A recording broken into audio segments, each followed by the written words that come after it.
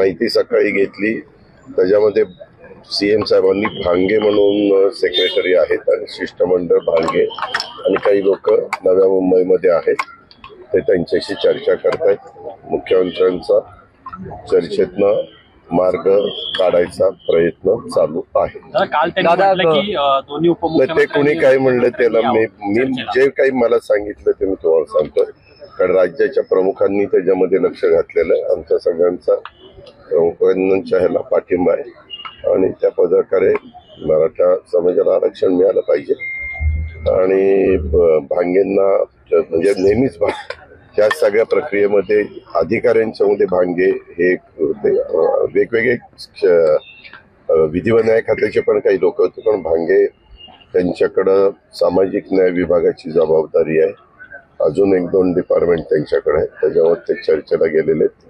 GR वेगवेगळे काढले, त्याचे सगळे माहिती भांगेंना माहिती असल्यामुळे तेच तिथं बोलायला गेले. ओबीसी समाज असं म्हणतोय की आम्ही मुंबईमध्ये येऊ, मुंबईमध्ये आम्हाला सुद्धा मग तोडगा कसा निघणार, म्हणजे दोन्ही बाजूनी चर्चेतनं तोडगा निघत असतो, ते काढायचा प्रयत्न चालू आहे सरकारचा. कायदा सुव्यवस्थेची काही परिस्थिती गंभीर होईल असं वाटतं, त्यामध्ये प्रयत्न चालू आहे.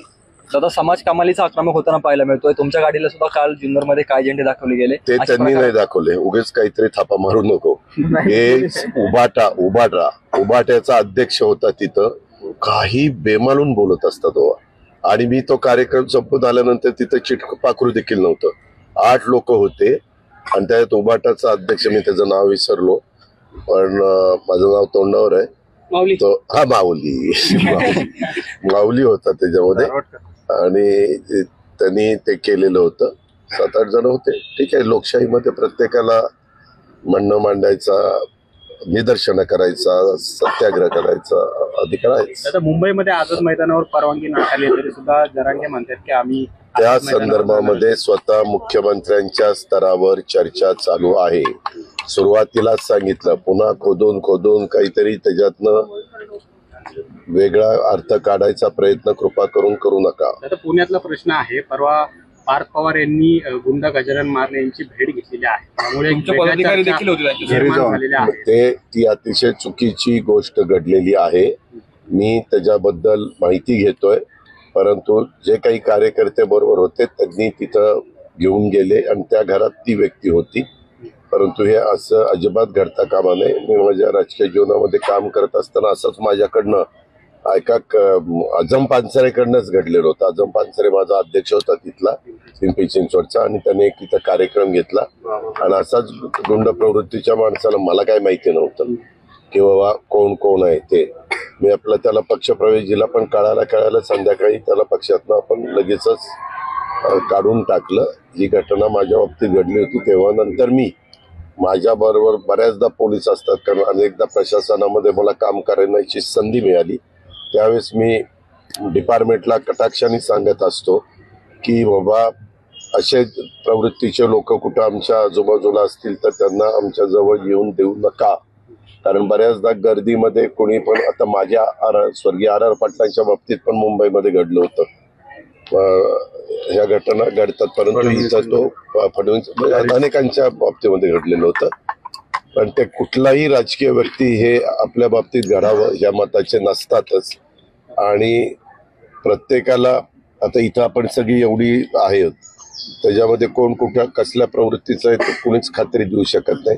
त्यातल्या त्यात डिपार्टमेंटला थोडी बहुत तरी माहिती असते की ही हा अशा प्रवृत्तीचा आहे, तो तशा प्रवृत्तीचा आहे. चिरंजीवांना सांगितलं काय, म्हणजे चर्चा नाही? मी रात्री उशिरा आलो आणि सकाळी इकडे झेंडावंदन आलो, भेट झाल्यावर सांगणार.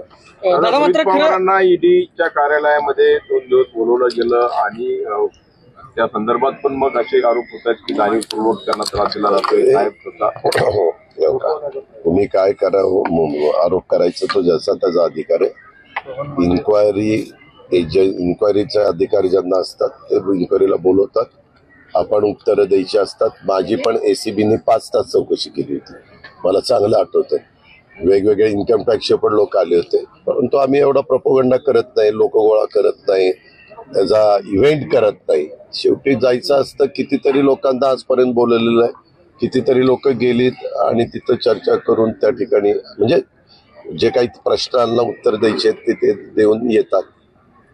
आता कोणी काय करावं ज्याचा त्याचा दादा अधिकार मात्र आता तुमच्या आणि कुणाकुणाच्या इन्क्वायरीच्या बोलवल्यानंतर कुणी कुणी कुठं हजर होतो ज्याचा त्याचा अधिकार. दादा मात्र आता तुमच्या विरोधामध्ये उघडच बॅनरबाजी जी आहे ती शरद पवार गटाकडून केली जाते की आमचा दादा पळणारा नव्हे तर लढणार आहे. ठीक आहे. अशा पद्धतीचं असं काय आम्हाला माझ्या अंगाला भोकं पडत नाही.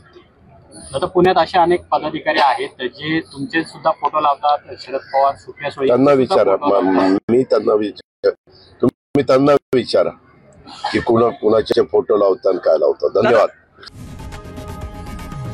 लोकशाही मराठी ऐका, पहा, जागरूक रहा.